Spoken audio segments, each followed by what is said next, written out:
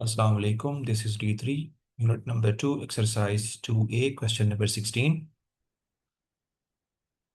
The parameter of a rectangular campsite is 64. ठीक है, एक आपके पास रेक्टेंगुलर कैंप साइड, उसका जो पैरामीटर है वो 64 है। एंड एरिया इज, उसका जो एरिया है वो 207 मीटर स्क्वायर है। Find the length and breadth of the camp site. ठीक है, तो लेट्स सपोज मेरे पास, अगर मैं यहाँ से बेटा निकालता हूँ, ये मेरे पास जो एक रेक्टेंगुलर फील्ड है। ठीक है, और पैरामीटर क्या होता है? सम ऑफ ऑल साइड्स। तो पैरामीटर हमारे पास सम ऑफ ऑल साइड्स वो कितना है? 64 पैरामीटर है, 64। और इसका जो एरिया है वो आपके पास 207 मीटर है। ठीक है, तो अब हमने इसका सोल्यूशन निकालना है। क्वेश्चन नंबर 16 बड़ा आसान क्वेश्चन है। पैरामीटर का मतलब है सम ऑफ ऑल साइड, पैरामीटर यानी P इज इक्वल टू 64। अब हमें पता है कि जो पैरामीटर ऑफ रेक्टेंगुलर होता है ना, वो होता है 2 time length plus breadth is equal to 64। तो बेटा इस टू को इधर डिवाइड करवा दें, length plus breadth is equal to 64/2। तो ये हो जाएगा length plus breadth is equal to 32। ठीक है, इसको इक्वेशन नंबर 1 कर दें, और यहां से आप एल क्यू निकाल दें। चलो मैं यहां से कर देता हूं। अ, अब area, area of rectangle is with length time breadth. Area हमें दिया गया 207, लेंथ टाइम ब्रेथ। ठीक है, इसको जरा रीअरेंज करके लिखते हैं। Length time breadth is equal to 207। इसको आपने इक्वेशन नंबर 2 का नाम दे देना है। ठीक है, अब इक्वेशन नंबर फ्रॉम इक्वेशन हमने चाहिए, हमें एल और बी की वैल्यू चाहिए। ठीक है, तो फ्रॉम 1 से आपके पास एल इज इक्वल होगा 32 - बी। इसको बेटा आपने इक्वेशन नंबर 3 का नाम दे देना है। ठीक है, इसको मैं रेस कर देता हूं।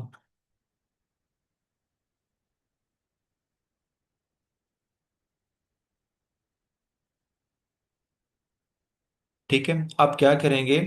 एल की वैल्यू उठाकर आपने क्या करनी, इक्वेशन नंबर, ये आपके पास इक्वेशन नंबर 3 है। Put l minus l equal to 32 - b in equation number, ये इक्वेशन नंबर बेटा हमारे पास 2 है, और ये इक्वेशन 3 होगा। ठीक है, तो आप क्या करेंगे? 2 में पुट करेंगे, तो 2 में हमारे पास एल की जगह रखेंगे 32 - b time b is equal to 207।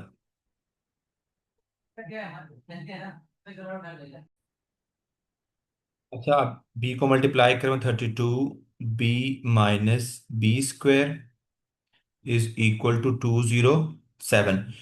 अब सारी वैल्यूज उठाकर राइट साइड पे शिफ्ट करवा दें, तो हमारे पास बेटा हो जाएगा ये B² - 32B - 207 is equal to 0।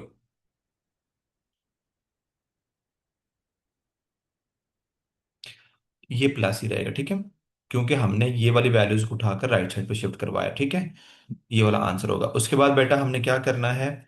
हमने इसके बनाने हैं फैक्टर्स। ठीक है, अगर फैक्टर्स नहीं बनते तो यहाँ पर आप क्वाड्रेटिक फार्मूला यूज कर सकते हैं। ठीक है, हम यहाँ पर यूज करेंगे यूजिंग क्वाड्रेटिक फार्मूला। वो हमारे पास इक्वल होता है, यहाँ पर b है वेरिएबल, तो b is equal to -b plus minus B² - 4AC divide by 2। अब यहाँ पर आपके पास जो b का स्क्वायर है, B² कोफिशिएंट हमारे पास a होता है, तो a हमारे पास यहाँ पर 1 है, b हमारे पास -32 है, और सी हमारे पास 207 है। यहां पर वैल्यूज रख लें इसकी। ये हो जाएगा -32 हो जाएगा, N2 आपके पास -32 का होल स्क्वायर -4, सी की वैल्यू आपके पास 2, ए हमारे पास 1 है।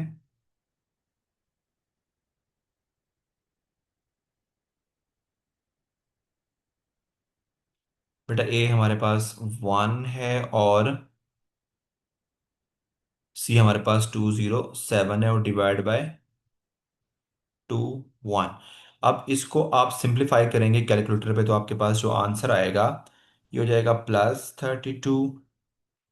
बेटा इसका जो आंसर आएगा, -32 का स्क्वायर लेंगे और -4 टाइम 207 करेंगे, तो ये होएगा आप यहाँ से जो आंसर आएगा वो आपके पास 1024, और -828 डिवाइड बाय 2। अगेन इसको सिंप्लीफाई करवाएंगे तो 32 प्लस माइनस 196 डिवाइड बाय 2। तो बेटा यहां से जो बी की वैल्यू आपके पास आ जाएगी, b is equal to 32 plus minus, ये जो 196 स्क्वायर रूट लेंगे तो हो जाएगा 14 डिवाइड बाय 2। ठीक है, अब यहां से बेटा आपके पास बी की दो वैल्यूज होंगी।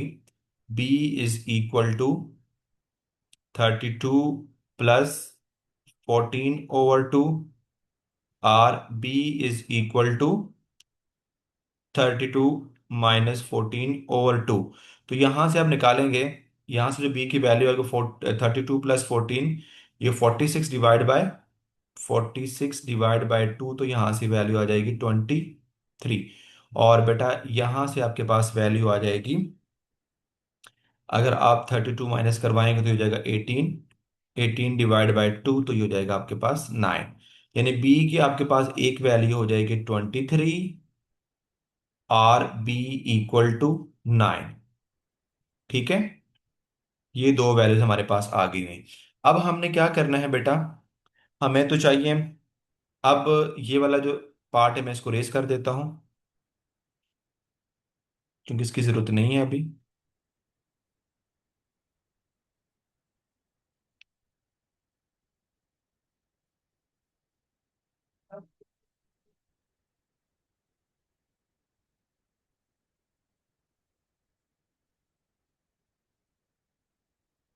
ठीक है, तो अब आपने एक दफा रखना है, when b is equal to 23। जब b 23 होगा तो इक्वेशन नंबर आपके पास ये जो 3 है ना, यहाँ पर l की वैल्यू क्या होगी। ठीक है, l is equal to 32 minus b है, तो l इज इक्वल टू 32 -23, तो l आपके पास क्या हो जाएगा 9। ठीक है, एक ये कंडीशन है कि l अगर आपके पास 9 होगा, और b आपके पास 23, एक तो ये कंडीशन है। और दूसरी अगर मैं रखता हूं b इज इक्वल टू 9, तो फिर आपके पास l is equal to 32 minus b, तो l की वैल्यू बेटा यहां से आपके पास आ जाएगी 32 -9, तो l इज इक्वल टू 23। तो यहां से बेटा l आपके पास 23, और जो आपके पास b है वो 9। तो ये तो कंडीशन हो सकती है। ठीक है, इस क्वेश्चन में तो लेंथ आपके पास 9 हो सकती है, लेंथ अगर 9 होगी तो ब्रेथ 23 होगी, अगर लेंथ 23 है तो ब्रेथ आपके पास क्या 9। ये था आपके पास क्वेश्चन नंबर 16।